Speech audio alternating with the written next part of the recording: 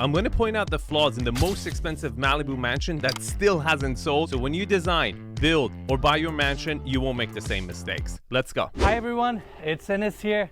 This week we're in Malibu, California, and about to tour this stunning newly constructed home. It's not new. Just because no one has lived there, you can't keep calling it new. After a couple years, it's not really new anymore. This home was designed and built by the legendary 𝗕𝗏 𝗕𝗓.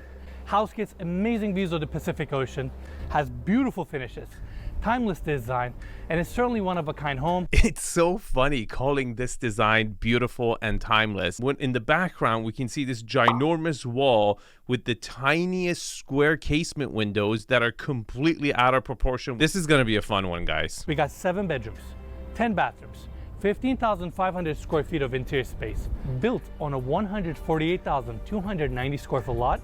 And this property is currently on the market for $49,500,000. This is really important because this property was started being marketed before it was even finished in 2016 for $80 million. Once it finished in 2018, they listed it for $85 million. In 2021, when 𝗕𝗫 filmed this, was listed for $49.5 million. And in 2024, when I'm filming this, it's listed for $35 million and it still hasn't sold. We're gonna find out exactly why. This house is located on a quiet street, and from the street level we have the gates opening up to this private. Okay, so far so good. We've got a long private driveway. It sets the mood, creates that anticipation, the separation from the main street. Very good so far. And that driveway brings you up right here where we have the motor court. Driveway has this really unique concrete pattern with these big stones. And on our right hand side, we have the detached 4,000 square foot guest home. Look at this guest house. Do you see how the casement windows are all different shapes and sizes, and the choice of 2 different materials, right? You got wood and then you got this aluminum finish on the casement window. It really looks like a modern house from 1990 when they started building these modern homes, not something that you would see or expect in 2018. As we continue, driveway opens up to the main home. I don't like the way the property opens up to the driveway. It's not centered to the driveway whatsoever. It looks like the facade is for the mountain lions in the hills. It's not for the people who are approaching it. You're so skewed to one side. Now let's talk about the main home. We have a smooth stucco exterior, Fleetwood glass doors and windows throughout, complemented with this enclosed entry with beautiful teak paneling. Now let's go inside. All right, everyone, here we are at the entry. Right here, we have the enclosed cigar lounge and the wine cellar here. Did you see what just happened? He's put the cigar lounge and the wine cellar in the foyer of an ocean view property and has blocked his own wow factor. This is super risky. In my experience, when people see the home, when they get that wow factor, if they're impressed, they find all the reasons to like the property. And if you screw up over here, they start looking for flaws everywhere. The correct way of delaying the wow factor is not by putting the cigar lounge and the wine cellar to block your view. No, it's by creating a foyer that is so magical, so inspirational, that adds even more anticipation to the wow factor. This is a complete failed attempt. One of the biggest mistakes with this property so far. And this hallway takes you to the living room. See? And now you're coming out, you're not even centered to the view. The center is that column in front of you. Epic failure. All this open space. But before we go in there, first let's go through this door. We have the entry to the powder room here. Wow, this is so disappointing. The powder room is a great opportunity to really impress your guests at a really low cost because it's small and you can really set the vibe and energy over here. It's actually one of the first things people renovate. They do their kitchen, they do the primary bedroom bathroom, and they do the powder room in the main living space. This looks like the bathroom for a pharmacy. It's just horrible. What is this all white look? I don't get it. Now, as we step out and back to the hallway, right in front of us, we have the spacious living room. I like this volume. I like how open it is. I like how it's kind of unobstructed by columns. Good space, good ceiling height. This was a good canvas to work with. It has a lot of depth and it's easy to partition. It's a decent room. Floor to ceiling Fleetwood glass doors opening up to the outdoors and the amazing views. We have 2-story ceilings here, chandelier right in the center, beautiful couch setup. It's nice and open space. And right behind me, we have this pivot door opening up to the wine room. Nice comfortable seating.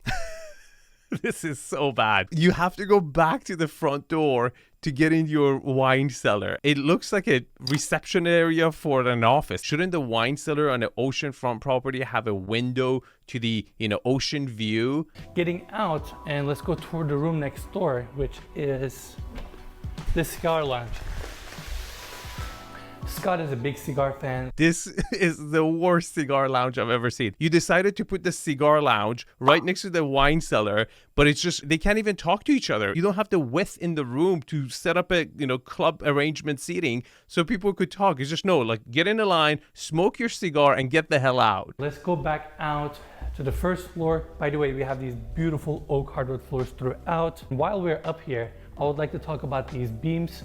This is one of Scott Gillen's signature details. We have these glulam beams that are hand painted and hand sanded, so it has this rustic look. And on the other side, you can actually see the exposed joist hangers as well. That gives that industrial look. These beams are actually more expensive than your regular beams. They're stronger, they're lighter in weight, and they last longer. And they enable you to cover a wider room without having columns to support the ceiling. But I really don't like the fact that he's painted them white. It looks like as if the glue is squirting out from the 2x4s. I hate it. It looks so ugly to me. We have these stacking glass doors opening up to the office. It's another spacious room. We have the same white oak hardwood floors also in this room as well. Okay, there's so many things wrong with this office on so many different levels. First, this looks like a office building office, not a home office, because it's glass partition with the main living space. It makes it look like this is the CEO's office and the living space is where all the cubicles are. Why would you want to have it exposed with all these glass so people can look in and like what you're looking at, making sure your employees are working? You want to be somewhere secluded, quiet, where you can have privacy and get actual work done. The other element is the seating arrangement. Why is the couch facing to the living room? You would need a club seating around, the main desk, or a couch facing the ocean view. Now, between the living room and the kitchen, we have the dining area. Beautiful 12-foot teak table, seating for 8. Why is the dining room also the TV room? You have to go sit on your dining table to watch TV. Ridiculous. Like, why is there a TV there? Right in front of us, we have this amazing kitchen. Two-tone cabinetry. We have this massive island up front with bar seating. Okay, I don't mind the island. I think it's proportional to the room. I like the stools. I like the change of material over here. So far, so good. Third sink here. Bull-top countertops as well. Dual elevation, bar seating on the other side. Mikey, let's get a close-up on this drawer setup. I mean, the hardware, everything, every finish in this cabinetry is simply amazing. Yeah, it's really nice. And we have the soft close, of course. 2 stove setups. This is so inadequate. My college dormitory common area had more cooktops than this. You get 2 and 2. That's it. Like, how stubborn you could be as a designer to decide that, you know what, you only need 4 cooktops and not next to each other, 2 separate from each other. This is completely disrespectful to the needs of someone who would want to buy a house like this. Let's open up these sliding glass doors and check out the pool deck. This outdoor space is simply amazing. We have the pool, amazing views. This is so small. First of all, it's not a naturally flat backyard. I'm glad Ennis called it a deck because that's what it is. And the spacing between where the pool starts and the sliding doors are, it's so tiny. And these sliding glass doors stack on that side, open up the dining area, kitchen to the outdoor space. And these oak hardwood floors transition into this ipè decking. I don't like this transition at all. I don't think the natural wood really contrasts well with the decking at all. This was a missed opportunity. This area is so narrow because they went with the oversized swimming pool that setting up chairs over here, it just makes it look smaller. What I would have done is I would have done grass all this area. By putting grass in this section, it gives an illusion of a backyard and it also frames the view much better. The swimming pool right next to grass looks much nicer, much more natural than decking next to the swimming pool. Now let's talk about this amazing pool. This is a 3-sided 75-foot infinity edge pool looking towards these amazing views. I give this view a 6. I like the fact that it's panoramic. I like the fact that it's unobstructed. I like the fact that you get a little bit of hillside on this side, so it's just not ocean. So there's a little bit of things you can interact with, but I don't like the fact that it looks down on the commercial zone area in Malibu. Simple plaster, timeless design. I mean, it's just incredible. Yeah, it's really nice. And If you look out at the view, we're like really in the proper prime part of Malibu. This is not the prime location in Malibu. This is actually in a major fire zone. Like the house before this property was burned down. There's 6-7 better neighborhoods in Malibu than this. You know, Broad Beach is better. Carbon Beach is better. Colony is better. Malibu Road is better. Paradise Cove is miles better than this. I can't believe he just said that. Deck continues this way. We have more lounging areas here, and that's the door off of the kitchen opening up to the motor court. And now we have this staircase here taking us to the guest house. More of these ugly casement windows completely positioned right next to the ceiling, which creates this really blank wall. It just looks completely off to me. All right, everyone, so we have these sliding glass doors stacking on this side, opening up to the deck space facing the back of the property. The first floor of this guest home is staged as a gym. We have 2 split AC units above. And guess what? You don't even have central air. You have these, you know, split units outside. And I know what he's going to say. It's, you know, very difficult to put it because of the beams and, you know, how are you going to bring the ducting to create a central air system? You can do that. You can bring it through the floor if you're willing to spend the money. As we continue, we have the staircase here taking us up to the 2nd floor where we have 2 spacious guest suites with their own bathrooms and an open living room kitchen area. Kitchen is pretty much a replica of the main kitchen. Can you spot the flaw? I'll give you 3 seconds. 3, 2, 1. The water pipe for the sprinkler system. They didn't think it out. They didn't realize when they were designing the house. This is Malibu. If you're building new construction, the city's gonna require you to put water sprinkler systems in every single room. And afterwards, they're like, oh, we forgot about that. How are we gonna bring the water pipe in? I guess we just have to work it over here. This massive pivot door opens up to the 1st bedroom suite. This bedroom, just like... Have you ever seen a bedroom like this before? We call these interior bedrooms. Pay attention. Extremely spacious. We have the built-ins on the left-hand side with a desk setup, king-size bed here. We have more built-ins here and going in. Wait a minute. So you don't have a walk-in closet? You just have built-ins? This is an $85 million mansion. You don't have a walk-in closet. The bathroom, nice and spacious. Oh my God, another tiled bathroom. Literally did not spend any money. Did not spend any money over here. Not necessary. It better be good in the primary. Let's see. Now there's one more detail in this bedroom I would like to point out. Because we have the 2-story ceilings in the living room, Scott, the designer, placed in this massive picture window for you to take advantage of these amazing ocean views. So every single one of the bedrooms gets an ocean view. Do you know why you've never seen one of these interior rooms or why you don't have one in your house? Because it looks like an interrogation room. People are standing from the outside looking into the bedroom. Are you serious? There is a reason people don't do this. It's just completely wrong. This area should have been the upstairs lounge, upstairs living room. This shows massive amount of inexperience in building mansions. I mean, if this guy had just called me to consult, I would have done it for free for him. He was so off the charts. I wouldn't have charged him. But if you want to keep it private, you actually have an automatic shade above. Yeah. Nice detail. That's really cool. I would have never thought to put something like that just to get some ocean views, you know? I mean, he's truly making the best use out of the space. Best use out of the space. It's the worst use out of space. This would be the bedroom that nobody would want to be in. First of all, it doesn't have a walk-in closet. Second of all, people can see you through the window. So you have to have this window shutter down all the time because people are going to be walking around. So the only time you can actually put it up is when you're sleeping. And guess what? It's going to be dark. You can't even see the ocean. Now, as we continue, we have this white hallway. Same oak hardwood floors. This is another spacious guest suite. The bedroom sizes are good. Like, they're not small bedrooms. This way we have the bathroom. The design of this bathroom is pretty similar to the one that we just toured. Yeah, all of them are the same. Now, before we exit this bedroom, there's one more detail. It doesn't have a closet again. Oh my God, you can't make this stuff up. We're back at the hallway. And towards the end, we have the built-in seating here. Picture windows. Is this a train wagon? Why would you want to go hang out in there? Like, you have all this space, all this square footage, ocean views, and you want to give me a train wagon space to spend time in. Thank you. Now let's go back to the hallway and go all the way to the end to check out the primary bedroom. Come on in.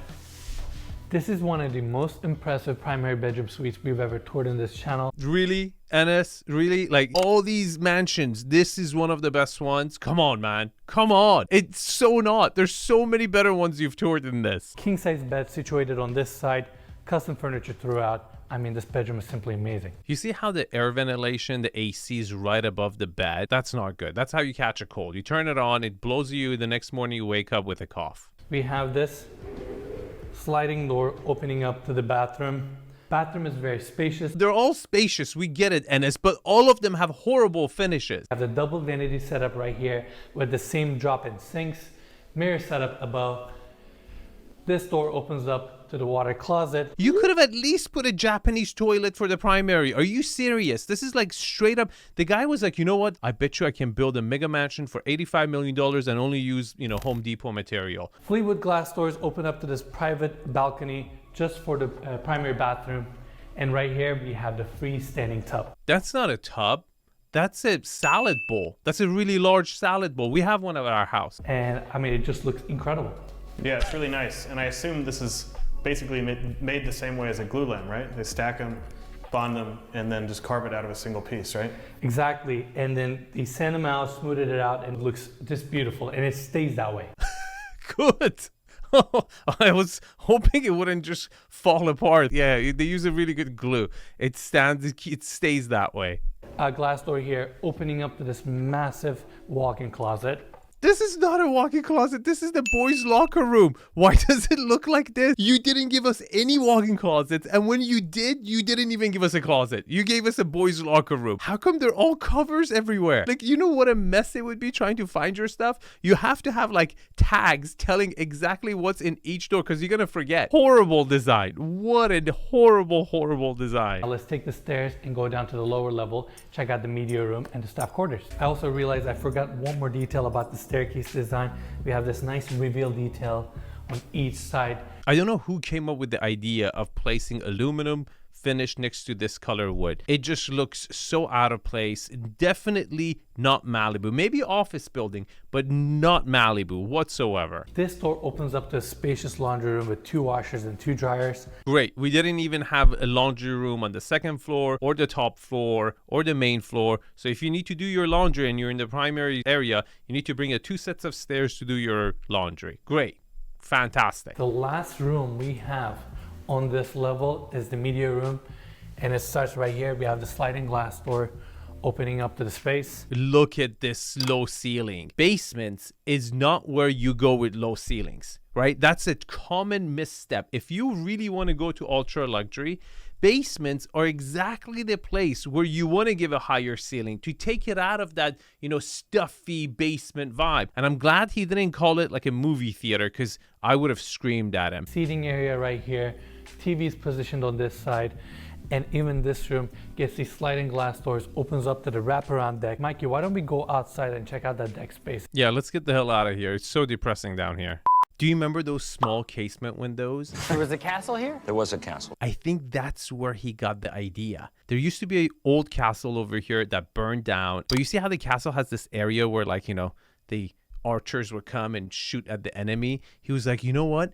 I'm going to create these casement windows in the remembrance of this castle. So if the surfers ever attack, we can shoot them down from these casement windows. I mean, that's the only explanation I can think of. Real estate mistakes are really, really expensive. Forget about an $85 million home or a $35 million home. A real estate mistake in a $1-2 million home is at least 50 to 100 grand. Most of the time, the mistakes happen really early on and they're overlooked and no one really tells you. Now, if you want to consult with me, link is in the description. And if you want to see another modern mansion gone wrong, click on this video. Thanks for watching and I'll see you guys in the comments.